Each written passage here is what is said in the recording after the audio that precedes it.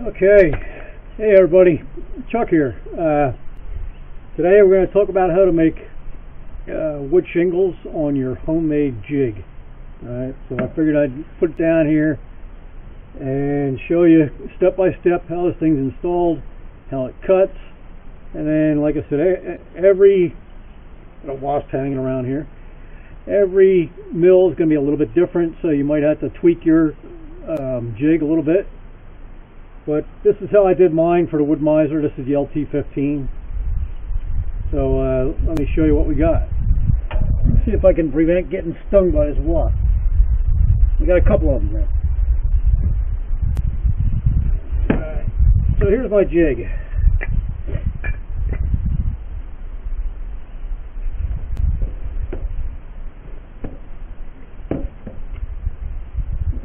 You'll see on the back side here I have two door hinges, one on each side,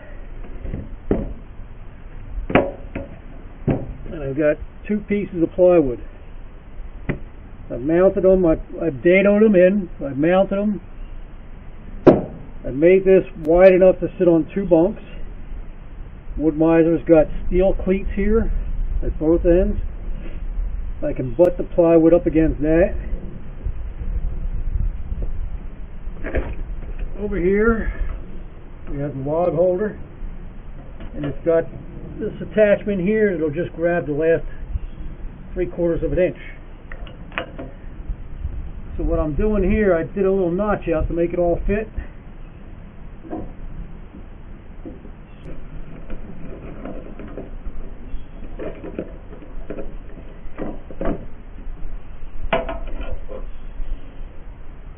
Okay.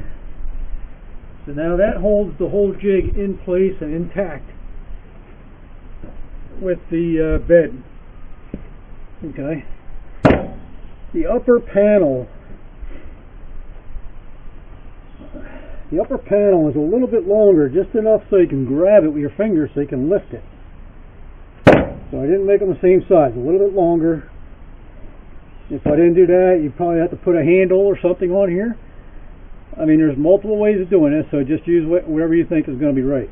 You can put a handle on top, handle on the edge. I just made it longer. All right. I've got an 1.5-inch block for a stop on one side, and the same thing on the back side, and that's where my blanks will go. So let me put one of those in here.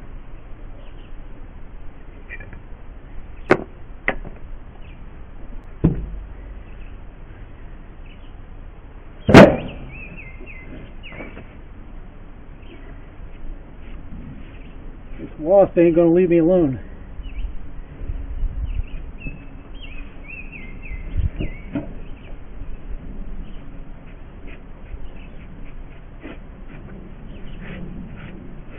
Okay, there's one blank. Let me get the other one.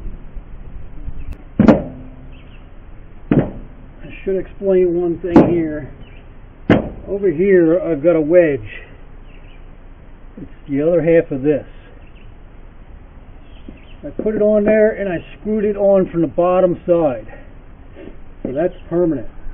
This will be the one I use to anchor. So I put a block in here, a block against that,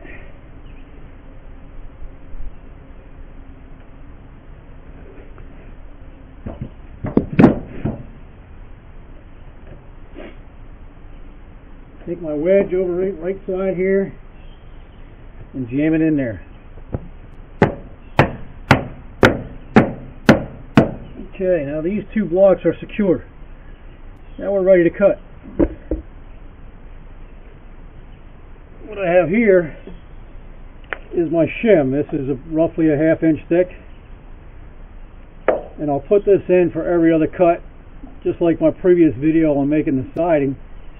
You put it in on the parallel with the log, and every other cut you remove it. And this one here, I'm going to put it in here. I'm going to place it here. I've already got this figured out where I marked it. And I'm placing it right there. It doesn't have to be perfect. If you wanted the thickness of your shingle to increase, all you gotta do is slide this down a little more. You've increased it by at least a 1/16 just by moving it 3 inches. I can increase it even more, increase it by a full 1/4 inch. So, depending on what you're looking for, use any shim. I started out with 1/2 inch, and I'm going to put it right there, and I'll keep putting it back in that same spot. That'll give me the same cut every time I go through.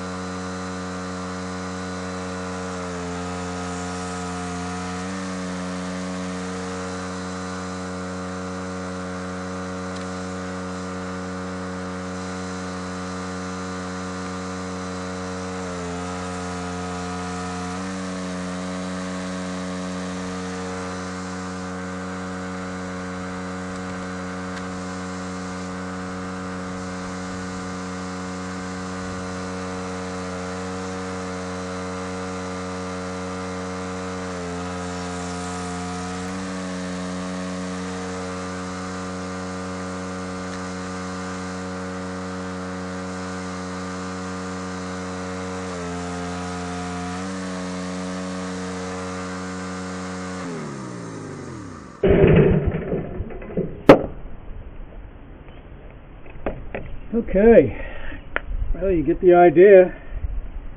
You get nice clean cuts. I mean, we got a very sharp blade on there right now, but you can see the shape that you're getting.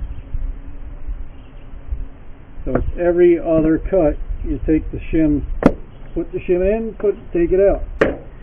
And the other thing in combination with putting the shim, when I take the shim out, on the head piece, I have to lower the saw by 10 clicks. Alright, so that'll give me the thickness that matches this right here. And then each pass, when I put it back in, I only go down 2 clicks because I like a little bit of meat up the end. But that's, again, if you're trying to match something that's much thicker than this, move your shim. It's as simple as sliding this in a little bit more. Slide it out, slide it in. Whatever the thickness you're looking for, it doesn't matter. Find your happy medium and go ahead and start your cutting. But there's what you're able to put in. I don't think I spent what do we got, 3 minutes in here? And 2, 4, 6, 8, 10, 12 shingles in about 3 minutes time. Some folks might have a wider mill. You can put a 3rd block in here. I don't have enough room. I can only get 25 inches. So by the time I put this piece in, my jig, and then my blocks, I don't have room to fit a 3rd log. If I was making these 4.5, 5 inches, I could get 3 across. These currently are 7 1/4. No rhyme or reason for that. They're 16 inches this way. I went with 16 inches. You can get these, you can buy them at 14, 16, 18, 20, and that all depends on your profile, how you're laying it out. And you can get random widths. They go anywhere from 4 inches all the way up to 8 or 9 inches. So whatever your fancy is, guys, there's really, sky's the limit on sizes. So give it a shot. Make yourself a jig. Really nothing to it. 2 pieces of plywood, a stop block on 2 sides, and a wedge of some sort. Let me pull the wedge out.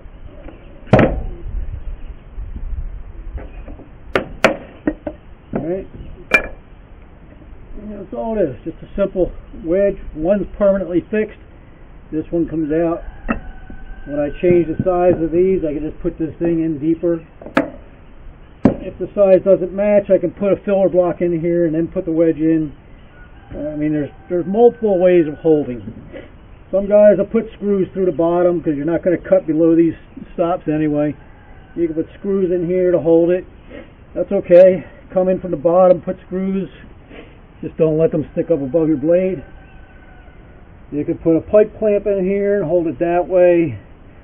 I mean, there's certainly, again, the sky's the limit on how many different ways to hold it. But as far as making a jig, a simple $3 worth of hinges and some plywood scraps laying around and a couple of pieces of wedges and some stops. So there you go. I hope you get some good knowledge out of this and understand that you don't have to buy these expensive jigs that the big companies are offering, and you can always make your own. Unless you're doing production style, I don't see how the money makes it worth it. If you're going to do your house or a shed or a project that you're working on, or keep your costs down. No need to spend a lot of money. So, alright, look for comments on whether you like it. You got any better ideas you want to share with me? And if you got any ideas about what you'd like to see done, I'll be happy to see that. Just give me a comment and I'll answer them comments and see what kind of video you want next. Make it a great day, guys, and make some dust.